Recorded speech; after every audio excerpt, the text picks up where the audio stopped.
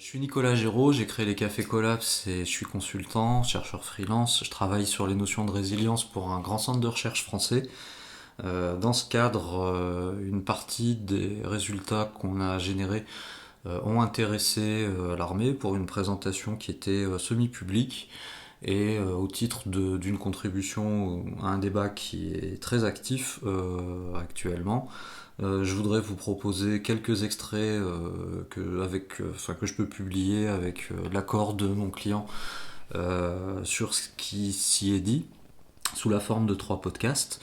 Le premier sera consacré à la question de la résilience en général, à donner un petit cadre d'actualité et surtout à essayer de voir ce qu'on entend par résilience à l'armée, en polémologie et dans les doctrines éventuellement d'emploi de la force et de sécurité. Le second podcast sera consacré à essayer de donner des outils pour voir ce qu'on peut auditer ou pas en termes de système résilient. C'est ça qui m'intéresse. Moi, je travaille avant tout avec l'idée que la résilience c'est une qualité qu'on peut développer et étayer à la fois chez des individus, dans des organisations et aussi pour des systèmes technologiques et a fortiori pour des systèmes d'armes. Puis enfin, on essayera de trouver des cas d'usage de systèmes résilients ou anti-résilients à travers, là aussi, des exemples, puisque c'était facile, essentiellement à travers des exemples de systèmes d'armes de la Seconde Guerre mondiale.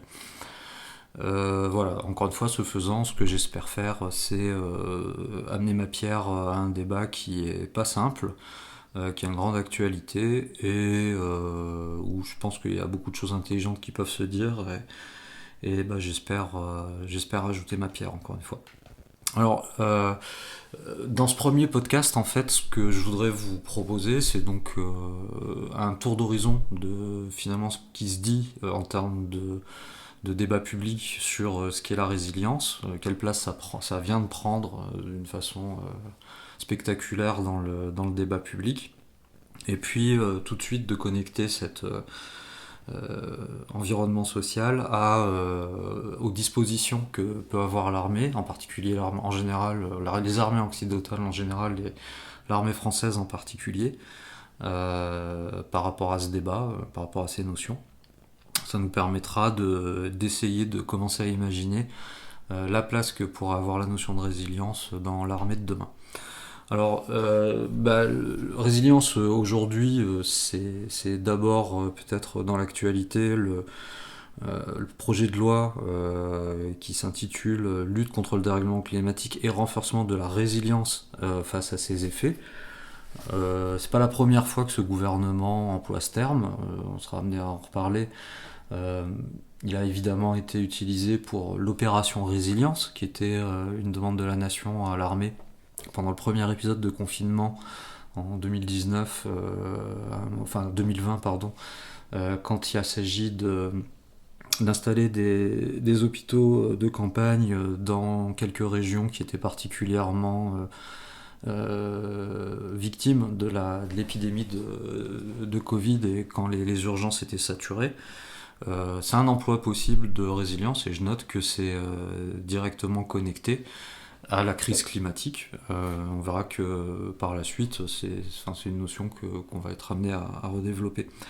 Le terme de résilience, en fait, donc, est utilisé par le gouvernement plus que ponctuellement, tant et si bien que des commentateurs de l'actualité, alors ça peut être des journalistes, ça peut être des intellectuels, ont un petit peu cherché à analyser ou en tout cas à proposer un effet miroir face à cette tendance. Je vous renvoie, alors c'est léger mais c'est pas anecdotique pour autant, par exemple à ce podcast de TF1 où on voit qu'il y a différentes notions face auxquelles on a envie de parler de résilience.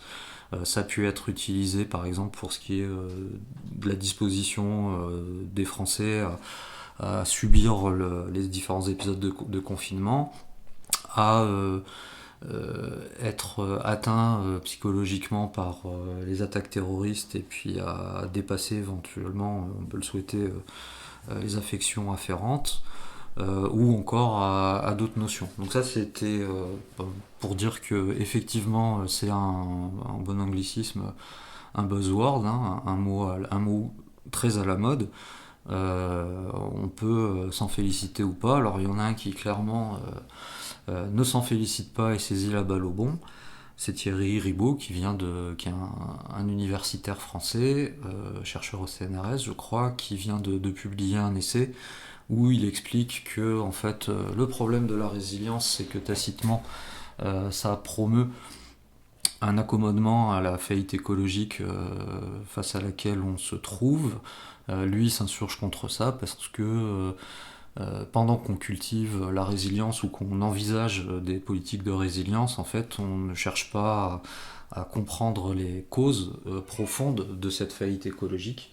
Et en conséquence, voilà, c'est quelque chose qu'il déplore. Il a écrit cet essai ou pamphlet, je ne sais pas comment qualifier ce texte pour dénoncer ça.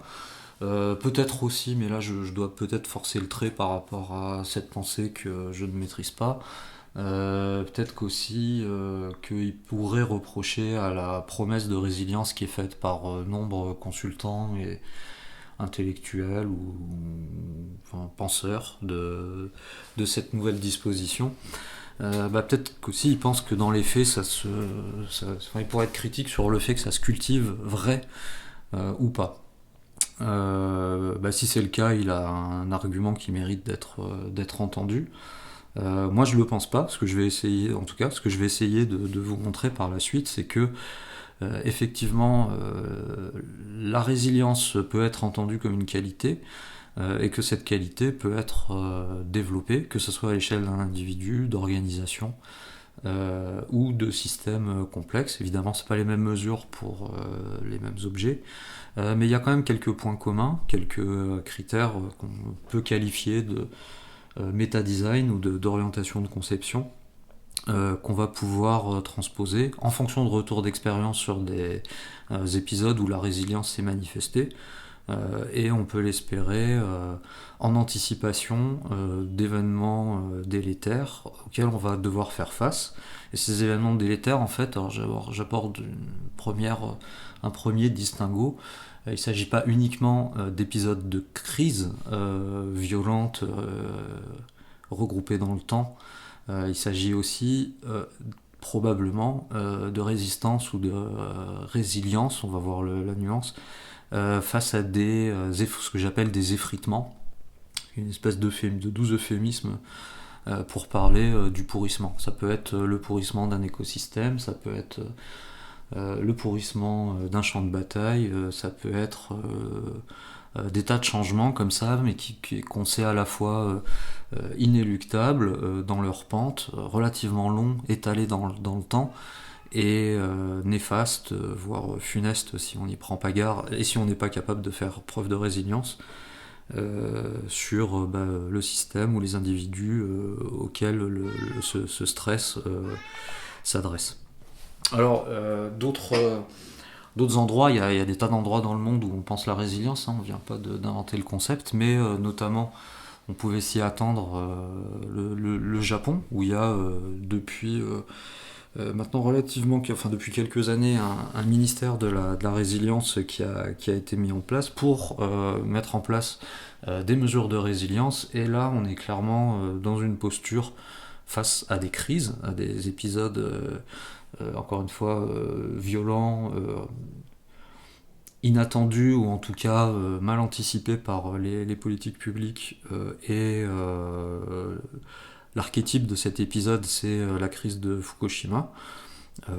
C'est encore une fois, c'est quelque chose qui est contesté par Thierry Ribaud, mais toujours est-il que, en tout cas qui est remis en cause, contesté, je ne sais pas s'il va jusque-là, mais en tout cas toujours est-il que au Japon, pour tirer les enseignements de la crise de Fukushima, il y a un ministère de la résilience, que ce ministère de la résilience, il a une réflexion et des actions qui portent là aussi sur des systèmes, sur des individus, qui propose des actions de formation des populations, mais aussi des mesures de politique publique très concrètes, avec un objectif de fond qui est d'être capable de mieux résister à des chocs quand ils surviennent. Alors, j'avais publié il y a à peu près un an, enfin je l'avais pas beaucoup diffusé, mais j'avais publié un petit schéma que je pense il est pas inutile de reprendre dans cet exposé, en essayant de dire que finalement qu'on conçoive des politiques publiques, comme par exemple la ville de Grenoble, quand elle réfléchit à ce que pourrait être la résilience. Maintenant, il y a des élus en charge de la résilience dans de nombreuses communes, ou quand on conçoit quand on écrit des cahiers des charges pour des innovations à venir, ou quand on fait de la valorisation technologique, on peut imaginer qu'il y a 3 grands caps traditionnellement qui serait bon de distinguer pour savoir exactement ce à quoi on veut essayer de contribuer à l'échelle de ce qu'on est en train de porter. De façon ultra classique, quand on fabrique une innovation, on pourrait se dire que ce qu'on cherche à faire, c'est générer de la croissance. C'est l'innovation, seul avantage concurrentiel non acquis, avec derrière une idéologie, je dis ça sans jugement de valeur, mais une idéologie libérale, voire ultra-libérale. Le but, c'est de générer une valeur ajoutée derrière cette innovation, qui peut être de différentes natures, et plutôt de chercher à faire croître son système ou les capacités de son système, non seulement de le pérenniser, mais de l'augmenter. Cette logique croissantiste, en fait, elle est remise en cause sérieusement, ou en tout cas réagencée, depuis quelques temps, au moins depuis une génération. Dans les faits, c'est une idée qui germe depuis bien plus longtemps, mais c'est une idée qui devient populaire maintenant face à une certaine évidence de première manifestation de crise écologique installée dans le paysage de la conception d'innovation. Et donc il s'agirait non pas de fabriquer de la croissance, mais de fabriquer... alors dans les années 80 on parlait de développement durable, maintenant on parle encore de transition. La transition étant, selon ce que j'en comprends, l'idée de remplacer des systèmes qui dégradent les ressources de l'environnement par des moyens de production et des systèmes qui pourraient être renouvelables à des conditions à peu près équivalentes pour l'écosystème, et qui proposent des services à peu près équivalents à ceux qui préexistaient avant. Donc l'idée de transition, c'est on remplace quelque chose qui mange la planète par quelque chose qui fabrique toujours plus ou moins les mêmes services, mais dans le respect maximum de la planète, voire quand on est un petit peu jusqu'au boutiste là-dessus, dans un espoir de ressourcement. Et puis... quand on s'intéresse un petit peu, ce qui est mon cas, au quantum de l'Anthropocène, et à essayer de rapprocher un certain principe de réalité de ce qu'on est en train de faire et de ce qu'on est en train de vivre avec justement les ressources de la planète, sans parler sur le moyen long terme, à l'échelle d'une, deux, trois générations, on en vient à penser que on risque d'être rattrapé par des murs écologiques, on va dire, pour simplifier, mais c'est en première approximation, dans les faits c'est beaucoup plus diffus et complexe, mais des murs écologiques qui sont inéluctables et pas négociables. C'est justement le cas du réchauffement climatique. Compte tenu de la chimie du carbone, les 30 prochaines années de réchauffement climatique, on sait vraiment à quelque chose près à quoi elles vont ressembler. Maintenant, on peut continuer à émettre du dioxyde de carbone qui va rester actif, rester actif dans l'atmosphère pour au moins un siècle, et fabriquer du réchauffement, des gaz à effet de serre, ou d'autres gaz à effet de serre d'ailleurs, pas que le dioxyde de carbone, mais dans les années qui viennent. On pourrait absolument pas imaginer se sevrer de ce dégagement de dioxyde de carbone. Il y a très peu d'espoir, moi j'en ai pas en tout cas, sur ce qui est du piégeage, des technologies de piégeage de dioxyde de carbone. Donc face à ce constat que par exemple le réchauffement climatique est inéluctable, mais tout comme le rythme de la dégradation des écosystèmes et le rythme de disparition du vivant, ce qui qualifie justement l'Anthropocène et la sixième extinction de masse, dans laquelle on est très concrètement, à mon avis. Ce qui reste à envisager, c'est des mesures de résilience, justement. Donc la résilience étant entendue comme une préparation à des chocs, une partie de ces chocs étant connue, l'autre étant beaucoup plus improbable, voire inconnu. Hein, c'est peut-être un peu des signes noirs, et pas que des signes noirs, on en reparlera. Et là, on est dans d'autres logiques.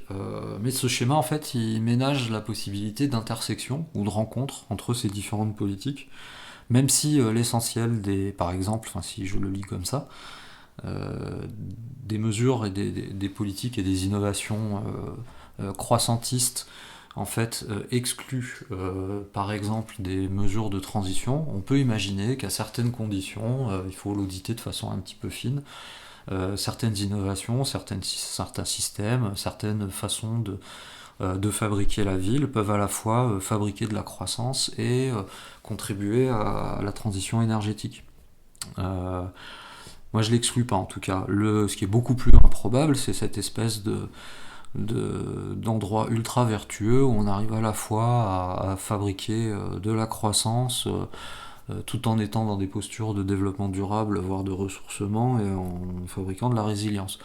Je l'exclus pas, après il faut voir mesure par mesure, cahier des charges par cahier des charges.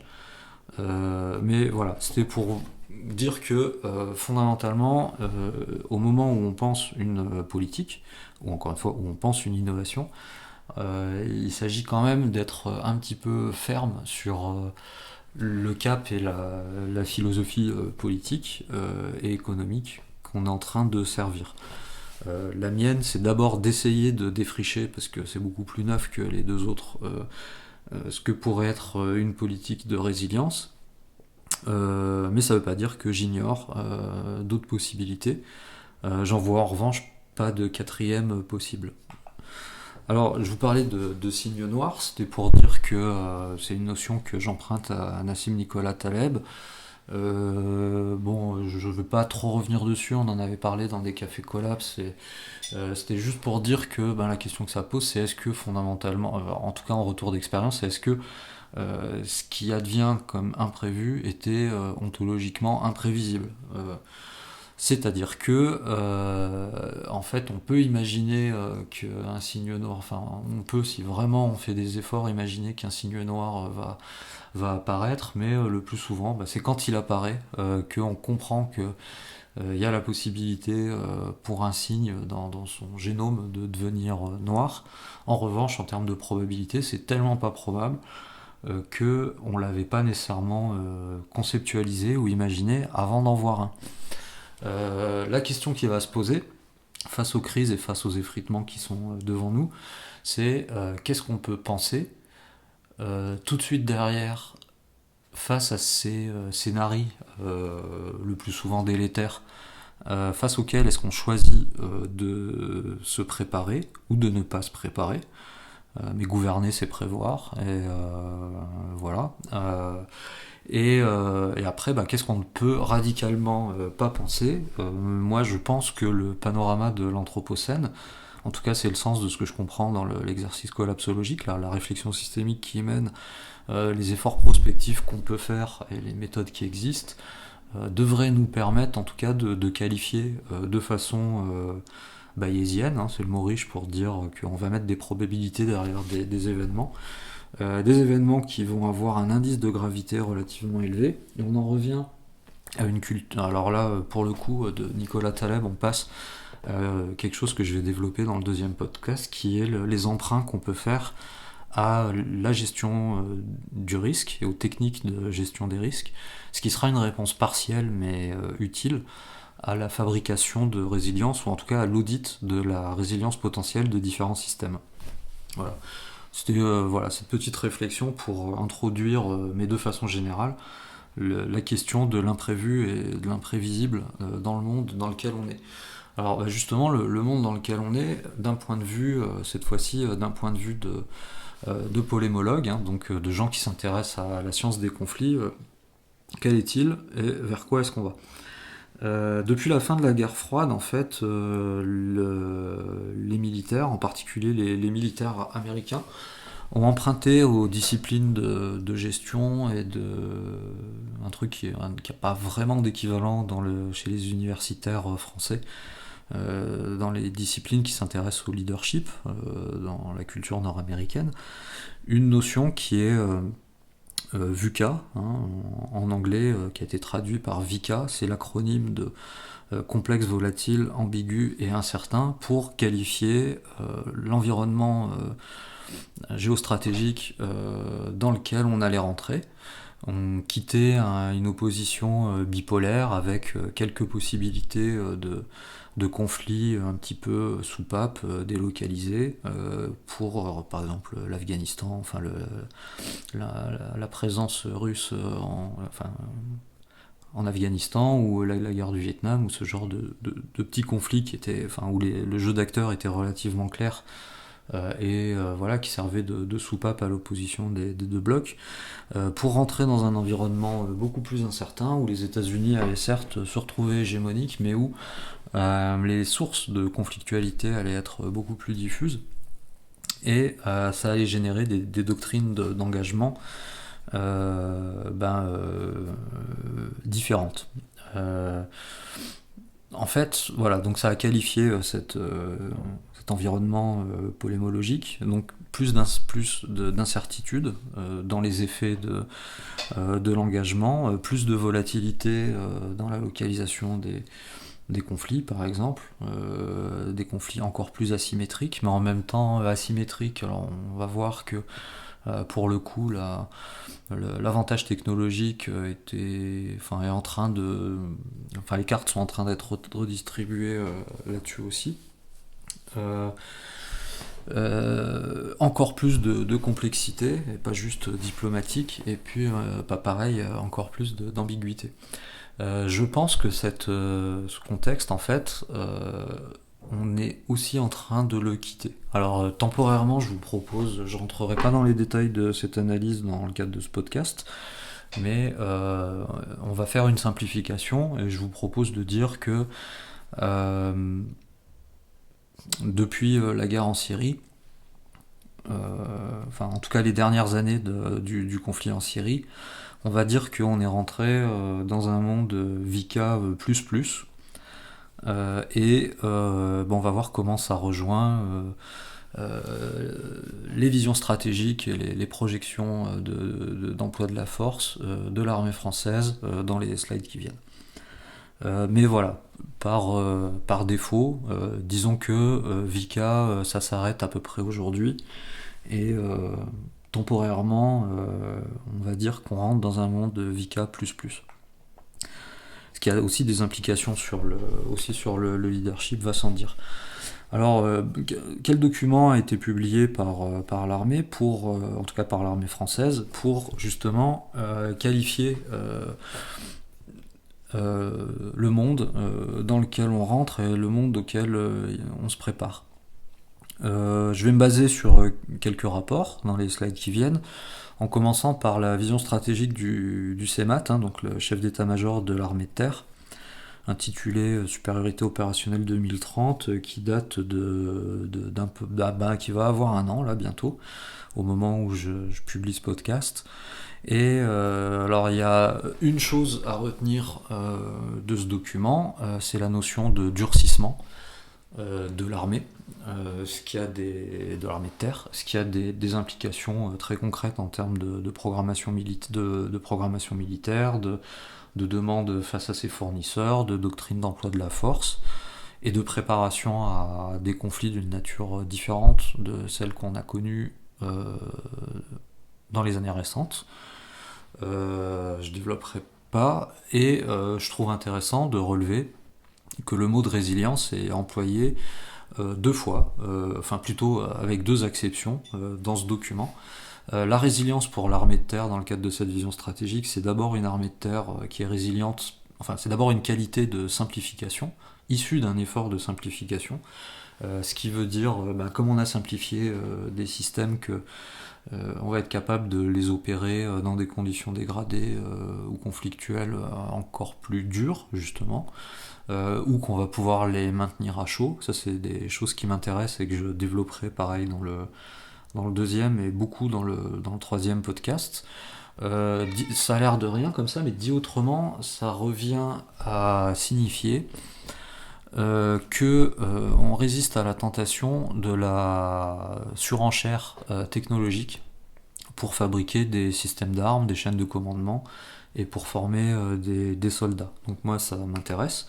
Et aussi au titre de la... Donc c'est repris aussi à ce slide. Hein, donc vous voyez des choses que je trouve intéressantes à lire. Et Résilience qui par exemple bannit les flux d'informations inutiles et redondants. Très intéressant en termes d'organisation et en termes de commandement, de chaîne de commandement, s'appuie sur des processus fluides, bon, ce qui est entendu, mais surtout sur une subsidiarité mieux pratiquée à tous les échelons. Ce qui veut dire qu'on va donner le maximum d'autonomie décisionnelle, pour pas parler, ce qui est une espèce de vieille lune à l'armée de commandement participatif ou d'esprit commando, mais bon voilà, enfin en tout cas, plus d'autonomie au plus près du terrain, plus d'autonomie décisionnelle. Là aussi, c'est une sacrée révolution, il me semble. En tout cas, il y a une belle ambition. L'autre acception, le deuxième sens que donne le CEMAT à Résilience, c'est en partie une réponse, je vais y revenir dans la présentation des rapports qui viennent, à une demande du législateur et finalement du donneur d'ordre politique de l'armée française. C'est ce qu'on a appelé la contribution de l'armée à la résilience des nations. Donc là, il s'agit de se poser la question de qu'est-ce que c'est la résilience, cette fois-ci au sens psychologique. Quels sont les acquis, les transferts en termes de savoir-être, de savoir-faire qui sont développés par l'armée et qui pourraient être utiles à la nation. Est-ce que... jusqu'où l'armée doit recouvrer cette forme de pédagogie et de transfert. Je laisse chaque citoyen et chaque électeur en être l'appréciateur. Je réserve mon opinion pour moi, mais je trouve le mouvement intéressant et surtout je trouve très significatif que ce soit justement des qualités de résilience qui soient demandées ou attendu chez les militaires français. Alors je vais vous présenter maintenant 6 rapports de sources très différentes qui abordent d'un point de vue de doctrine d'emploi de la force ou de militaire la question de la résilience. On va commencer par un rapport de la Bundeswehr publié en 2010, qui s'intéressait aux implications logistiques d'une éventuelle un enchérissement ou une raréfaction de l'accès au pétrole. Alors, ça m'intéresse beaucoup en tant que collapso, puisque la question des déplétions, à mon avis, c'est une des 5 sources de failles d'une société, de nos sociétés contemporaines. Et à ce titre, la déplétion la plus attendue, commentée, et la plus stratégique et pour le coup la plus mal objectivée, mais vraiment pour des raisons stratégiques, c'est justement celle du pétrole. Celles et ceux qui seraient intéressés par le sujet, et surtout qui seraient éventuellement étonnés par le fait que une armée se pose ces questions, gagnerait à regarder par exemple un très bon documentaire qui avait été fait sur la question de la place du pétrole dans la Deuxième Guerre mondiale. Alors pour être très rapide, par exemple, en quoi ça avait déterminé l'entrée en guerre du Japon contre les États-Unis, enfin la question de l'accès à certaines ressources stratégiques, le pétrole en premier lieu, en quoi ça avait conditionné, pour pas dire bridé, le comportement et les options stratégiques de l'armée allemande dans le conflit européen et un petit peu en Afrique du Nord. Et évidemment pendant l'opération Barbarossa, pendant cette bifurcation un petit peu vers Stalingrad et puis après vers les champs de pétrole du Caucase. Et puis ça c'est pour des conflits un petit peu éloignés maintenant dans le temps, mais vous pouvez proroger ce genre de réflexion pour vous demander évidemment quel rôle avait le pétrole dans par exemple les conflits successifs en Irak. Bon, voilà, c'est évident.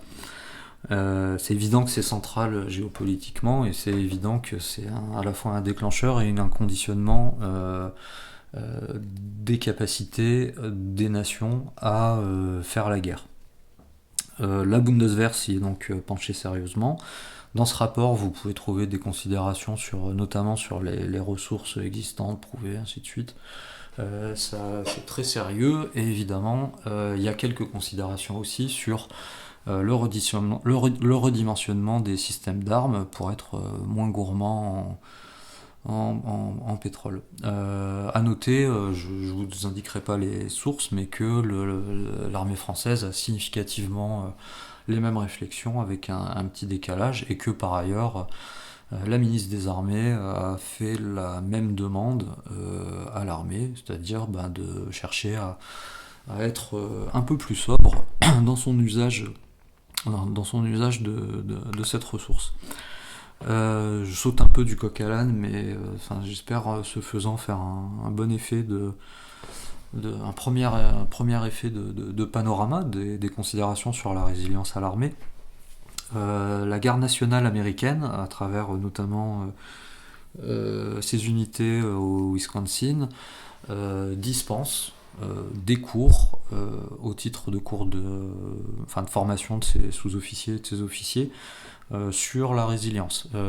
Ça veut dire concrètement, je ne rentrerai pas dans les détails, mais que la résilience, ça s'enseigne, qu'il y a des leaderships qui sont plus ou moins résilients et qu'il y a des individus qui peuvent apprendre à être plus ou moins résilients. En particulier, donc là on est quand même plutôt face au stress et face au choc. On n'est pas dans des postures de résilience face à de longs effritements, comme on l'était par exemple avec les considérations de la Bundeswehr sur non pas la fin, mais l'érosion de la disponibilité stratégique du pétrole. Donc voilà, au Wisconsin, depuis des années, on enseigne à la garde nationale la résilience.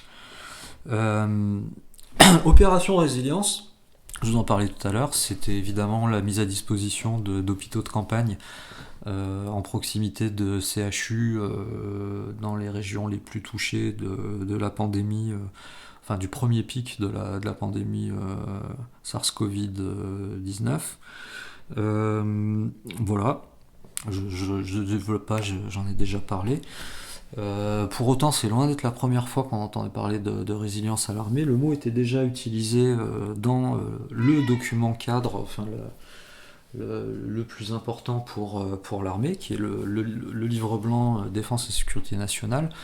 Je n'en parlerai pas trop, simplement j'ajouterai pour l'anecdote, mais je la trouve très significative, que normalement ces livres blancs sont des documents qui sont édités à des fréquences relativement éloignées, c'est tous les 10 ou 15 ans que des livres blancs sécurité défense sont proposés, parce qu'après il faut les digérer, c'est très méta comme formulation, et après il faut le temps que les armées produisent des orientations qui répondent à ces orientations très méta, mais toujours est-il que Là, il a été largement complété et mis à jour, ce livre blanc, alors que sa publication est relativement récente. Si je mentionnais celui de 2013, c'est parce que, encore une fois, le mot résilience avait été employé euh, voilà, dans ce qu'il y a de plus cadre, dans les documents cadres de l'armée française. Et puis alors, à l'autre extrémité du spectre de ce qui cadre, une note, enfin plutôt un rapport de recherche, peut-être un peu confidentiel, mais bougrement intéressant pour autant. Enfin, moi, je l'ai trouvé très bon.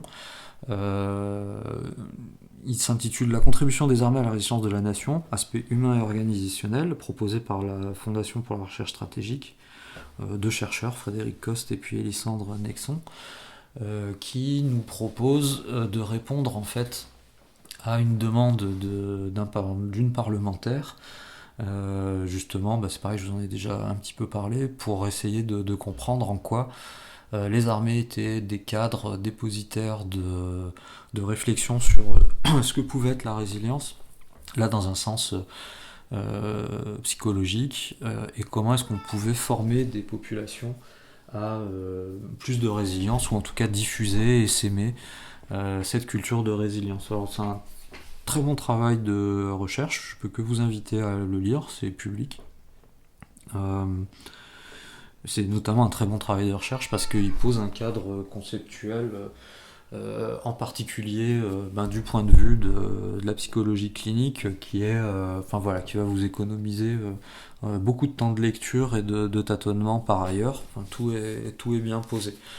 Pour ce qui est des préconisations, c'est peut-être moins inattendu ou robuste, mais en tout cas, ça en reste pas moins un rapport très appréciable. Autre occurrence du terme résilience, alors là je vais être peut-être un peu plus polémique, c'est celle du COS, donc le commandant par le général Vido, commandant des opérations spéciales, qui a été audité par l'Assemblée nationale, et dans le cadre de cette audition, en fait, forcément, il vient expliquer sa vision de ce dont l'armée, et en particulier les forces spéciales, auraient besoin pour produire de la force dans de meilleures conditions. Et il me semble, et c'est là que je vais être polémique, qu'il a fait un amalgame, chemin faisant, entre résilience et à la fois autonomie stratégique, par rapport à certaines capacités dont il souhaiterait voir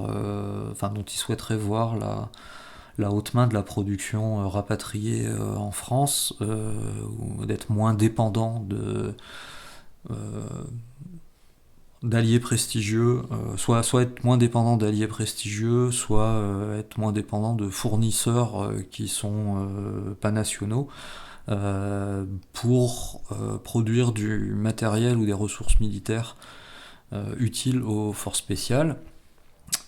Et voilà, il a enveloppé tout ça de ce mot de résilience. Il me semble que c'est un léger abus, mais en même temps, dans la mesure où c'est un terme, comme on l'a vu jusque sur TF1 ou jusqu'au CNRS, qui est largement employé aujourd'hui, voilà, on a un premier cas à l'armée, selon moi, un petit peu d'abus sémantique, pour pas dire de resilience washing.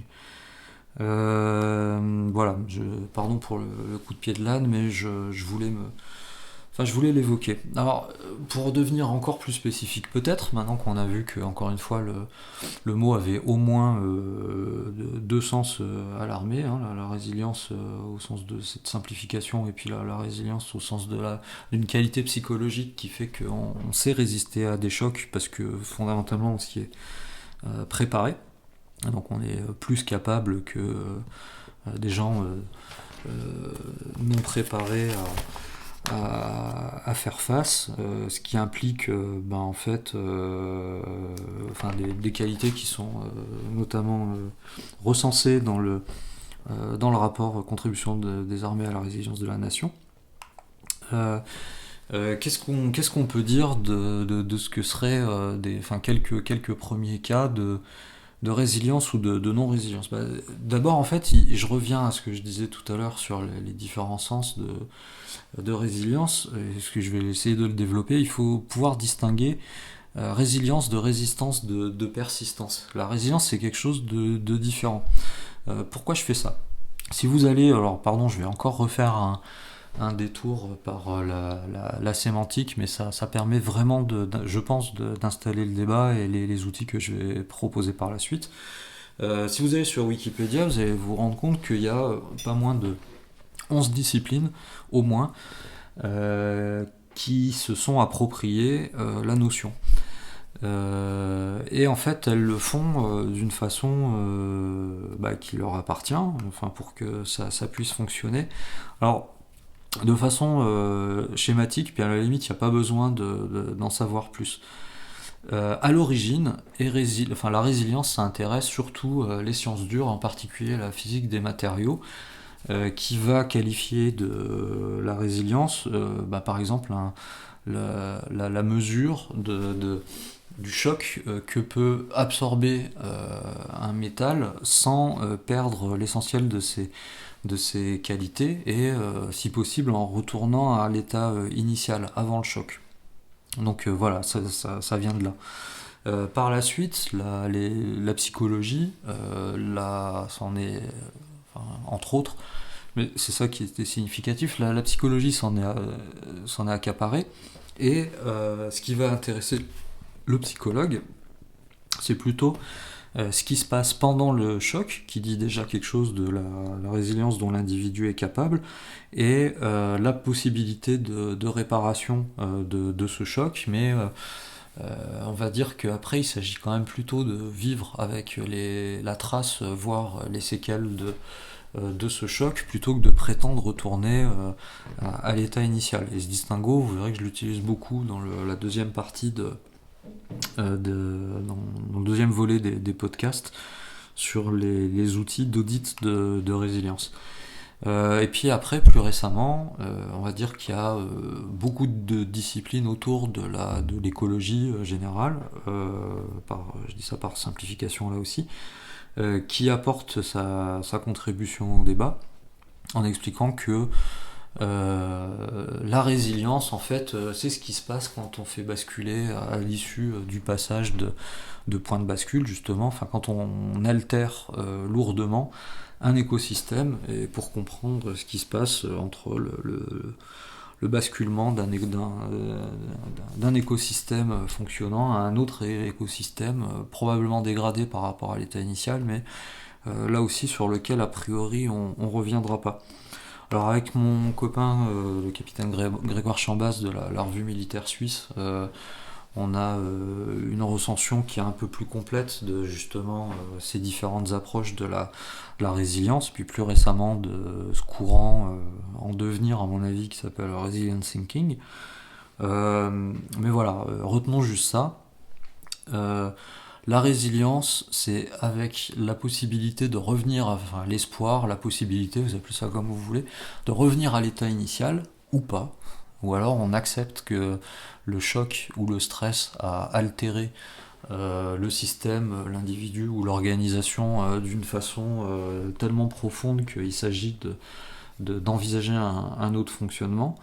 Et on en fera quelque chose au moment d'auditer des politiques de résilience. Les militaires, par rapport à ça, en fait, sont encore une fois très à l'aise avec l'idée de choc, puisque fondamentalement, l'aguerrissement, c'est rien d'autre que l'expérience dans de bonnes conditions du choc pour se familiariser avec, et pour pouvoir mieux y résister le jour où on n'est plus dans des situations d'aguerrissement. Ils sont moins à l'aise avec l'idée d'effritement ou de pourrissement de leur environnement opérationnel. Et voilà, c'est ça que je retiendrai à ce stade. Alors, il y a sur ces notions-là, finalement, entre un penseur qui a un petit peu à prendre avec des pincettes pour des raisons à la fois méthodologiques et politique, c'est Dimitri Orlov. Je suis toujours étonné qu'il soit autant cité par des gens qui font des conférences en collapsologie, justement pour ces raisons, parce qu'en fait c'est pas très sérieux scientifiquement ou anthropologiquement. Il est retenu essentiellement pour une idée, c'est ce qu'il a appelé les 5 stades de l'effondrement. Je vais pas trop le développer, c'est pareil, ça pourrait faire l'objet d'un autre café collapse, mais je le mentionne pour dire que c'est pas non plus un angle mort, enfin c'est pas parce que je considère qu'il est un petit peu, même plus qu'un petit peu borderline par rapport à notre culture, que j'ignore ce qu'il raconte. Et il a fait l'effort en tout cas de faire le rapprochement entre des archétypes, enfin ce que lui considère comme des archétypes d'effondrement, et des épisodes de l'histoire. On peut faire la même chose, un peu que ce qu'il a fait, enfin je dis bien un peu, l'espace de ce podcast, et revenir par exemple très concrètement sur ce qui s'est passé au Venezuela pendant la crise récente. Alors je reviens pas pour le coup, je pense que l'analyse est assez claire et partagée, mais pour le coup ça n'empêche pas que ça connoterait le podcast inutilement des causes de l'effondrement du Venezuela. Mais en fait, est-ce qu'il s'agit d'un effondrement, justement Qu'est-ce qu'ont vécu les Vénézuéliens Je reprends là différentes sources. Alors, essentiellement, un reportage qui a été fait par une équipe de journalistes français sur place, donc une source journalistique qualitative, mais qu'ils ont quand même été en immersion plusieurs semaines. Euh, des sources de l'ambassade de France et par ailleurs le factbook de la CIA pour essayer de comprendre et puis quelques sources de différentes presses de Reuters, de RT, enfin j'ai un peu panaché pour essayer de comprendre ce qui s'est passé, enfin plutôt ce que les Vénézuéliens ont eu à vivre pendant un effondrement. Donc, en gros, dans un temps très rapproché, un effondrement économique qui fait qu'il y a des pénuries alimentaires. Enfin, ça a commencé avec des pénuries alimentaires massives, une tendance de la population à faire des stocks et à se renfermer un petit peu sur des micro-communautés. Ça, c'est plutôt bien établi. À l'issue de cette... bon, je reviens pas encore une fois sur les causes de cet effondrement économique et puis de l'hyperinflation dont elle a à la fois été cause et puis début d'amplification. Donc voilà, une monnaie qui ne vaut plus rien au Venezuela. À l'issue de ça, de nombreuses pénuries et très peu d'approvisionnements qui viennent de l'extérieur. Le Venezuela était un petit peu considéré comme la Suisse de l'Amérique du Sud. Il y a plusieurs points de comparaison. D'abord, c'était une des sociétés les plus riches en tout cas en termes de PIB par habitant. Et par ailleurs, il y a un petit peu quelque chose qui évoque un principe un petit peu comme en Suisse de citoyens miliciens potentiels avec des armes de poing et d'épaule qui sont quand même bien présentes et bien distribuées dans une population qui a été largement formée au métier des armes. C'est pas si anecdotique parce que en fait, alors je saute des étapes, mais ce qu'on sait, c'est que ce qui s'est passé, c'est que quand quand les pénuries étaient particulièrement fortes, évidemment, les services régaliens ont largement été entamés dans leur fonctionnement, voire ont disparu. Donc concrètement, ça veut dire une police et une armée, d'abord une police beaucoup moins présente et une armée qui était appelée à remplir des fonctions de police. Et quand c'était ni la police ni l'armée qui se mettaient face à des pillages qui se sont généralisés, c'est des milices citoyennes qui se sont substituées à elles et qui se sont aussi substituées à la justice. Pour le dire clairement, on sait qu'il y a eu beaucoup d'exécutions sommaires et de faits d'armes pendant la crise au Venezuela, mais on est complètement incapable de les quantifier. Donc voilà, ça a été dit, donc pareil, j'insiste pas là-dessus, mais après ces pénuries alimentaires, massification, je veux pas dire généralisation, mais massification des pillages, on est assez loin de l'entraide et de la solidarité spontanée dont rêvent certains collapsos. Hein. C'est vraiment pas ça qui s'est passé au Venezuela. Les plus riches et les plus aisés et les plus cultivés, enfin les plus riches à la fois économiquement et culturellement, sont partis sur les routes, ou des fois ceux qui avaient rien à perdre. Donc au plus fort de la crise, on estime que environ 15% de la population du Venezuela était sur les routes, voire était dans une diaspora en dehors du Venezuela, dans les pays limitrophes et de plus en plus lointains. Donc voilà, 15% de la population, c'est énorme. Au bout d'un certain temps de crise politique en anomie sociale, ce qui s'est passé, c'est que il y a eu évidemment des effets délétères sur la santé des Vénézuéliens, notamment la forme la plus deux formes particulièrement significatives. La première, c'est qu'on considère, d'après notamment le factbook de la CIA, que le poids moyen du Vénézuélien a baissé de 15 kilos en très peu de temps. Ce qui est déjà révélateur justement de ces pénuries. Je parlerai pas tout de suite de famine, ça qualifie pas une famine, mais en tout cas de pénuries alimentaires très significatives.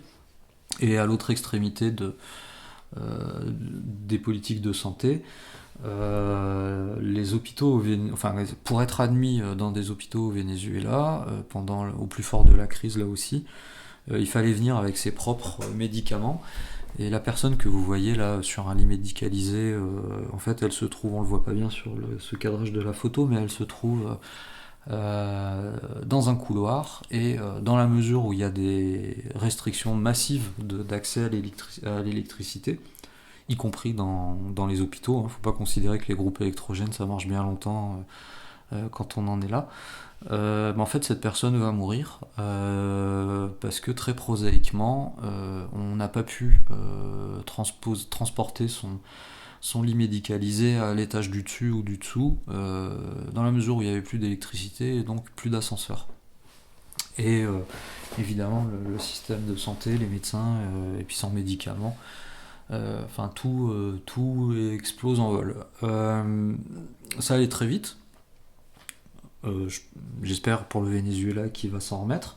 Est-ce que ça qualifie un effondrement au sens de Orlov ? Pas complètement, en tout cas ça rentre pas dans un cas pur parmi les 5 stades de l'effondrement qu'il évoquait, en tout cas pour ce que j'en comprends. Est-ce que ça qualifie un effondrement ?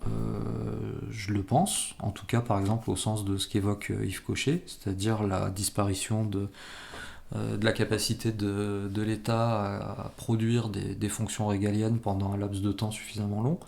Et puis, est-ce qu'il y a des implications militaires derrière ça ? Évidemment que oui, dans la mesure où, je vous ai évoqué l'apparition de milices citoyennes en substitution de l'armée et de la police. Je développerai pas plus dans le cadre de ce podcast, mais ça fait partie des réflexions qui sont menées. De la même façon, je ne développerai pas plus la question de la prospective des conflits asymétriques. Je l'ai un tout petit peu frôlé au début de ces extraits. En tout cas, à ce titre-là, on a appris beaucoup de choses qui n'étaient pas nécessairement inattendues, mais bon, c'est toujours intéressant de les voir sur le terrain, avec ce qui s'est passé en Syrie. Pour donner un exemple, par exemple, au titre des nouveaux conflits asymétriques, le fait que des gens de Daesh utilisaient des drones qui étaient commandés sur Amazon dans des pays occidentaux pour répondre à des objectifs militaires, soit de renseignement, soit de petits terrassements de cibles. On peut avoir un débat, mais alors là, à mon avis, il est. Enfin, pour le dire autrement, il existe un débat dans des think tanks, dans des gens. Enfin, il y a des gens qui. Je sais qu'il y a des gens qui réfléchissent à la question de ce qui est transposable ou pas, justement sur les milices citoyennes. En France, je pense que c'est un débat qui a très peu de sens dans la mesure où l'horizon temporel sur lequel on est pour instiller une culture des milices citoyennes, quand bien même ça serait techniquement possible, et avec un chèque en blanc et avec des populations qui soient désireuses de ça, en fait on l'a pas. Donc je pense que c'est un très mauvais coup, enfin c'est une perte de temps stratégique et que les ajustements tactiques seront pas là. En revanche, je pense que c'est intéressant, mais je le développerai pas beaucoup plus, de regarder ce qui se fait dans les formations au leadership ou dans les formations individuelles ou collectives ou en petits collectifs à la culture de la résilience et à la résilience. Et enfin voilà les portes que j'ai entrouvertes et que je ne peux que refermer dans le temps et l'espace de ce podcast. En conclusion pour cette première partie, je dirais que très clairement l'armée française est capable, en termes de culture de l'aguerrissement, en termes de culture de la résilience, de savoir ce que sont des chocs, de savoir s'y préparer et de savoir largement improviser et s'adapter. Je dis bien largement, on peut toujours mieux faire. Ça ne veut pas dire qu'on soit complètement les meilleurs là-dessus, mais on a donné quelques gages. Voilà. On peut avoir, la nation peut avoir confiance là-dedans. En revanche, elle a un impensé, mais ça se charge par exemple au Collapso que j'aime bien, ce qui n'est pas tous, mais euh, d'approfondir cette notion d'effritement, de le qualifier, d'avoir une approche bayésienne, encore une fois là-dessus, c'est-à-dire de mettre des probabilités, d'avoir des réflexions systémiques. J'espère qu'on aura des espaces de réflexion qui nous permettront ça. Enfin, il y a une liaison entre le législateur et l'armée sur cette demande d'éducation à la résilience pour fabriquer de la sécurité et des politiques de défense, donc ça c'est plutôt bien. Je suis ravi de voir que par exemple le CEMAT ne réfléchit pas que en termes de surenchère technologique pour fabriquer l'armée de demain. Quand on parle de durcissement, quand on évoque les conflits auxquels on se prépare là aussi de façon probabiliste, c'est plus les mêmes. Alors la question que ça nous laisse, en liaison avec là par contre ce que je vais développer dans les deux podcasts qui viennent, c'est est-ce qu'on peut auditer par anticipation, ex ante, la capacité de résilience d'un système d'armes en particulier, puis après, une fois qu'on l'a audité, c'est qu'est-ce qu'on a comme possibilité comme axe de conception, en particulier pour des systèmes d'armes plus ou moins riches en technologie, mais plutôt moins que plus, si je veux être conséquent avec ce que je viens de dire. Voilà, donc c'est ça que je vais développer dans les deux podcasts qui viennent. Le prochain, ça vous proposera une grille de mesure et d'étayage de la résilience, qui est une transposition dans le management technologique d'une discipline qui s'appelle la gestion des risques, mais largement localisée à des problématiques de résilience. Et puis après, dans le troisième épisode, je reprendrai les critères de résilience qui ont été définis par le Stockholm Resilience Center, qui lui a clairement un abord de réflexion, de fond, de sujets écologiques, et on verra comment est-ce qu'on peut les transposer à d'autres systèmes. Et je vais me prêter à un exercice de transposition à des systèmes d'armes de la Deuxième Guerre mondiale, pour rester un petit peu dans le cas d'école, mais pas trop, et dans la culture que je pense on peut partager sans problème. J'espère vous avoir intéressé, et puis que le cas échéant, vous continuerez à écouter ces podcasts, et ce faisant, j'espère contribuer au sérieux de ce débat qui est glissant et probablement trop à la mode. Voilà.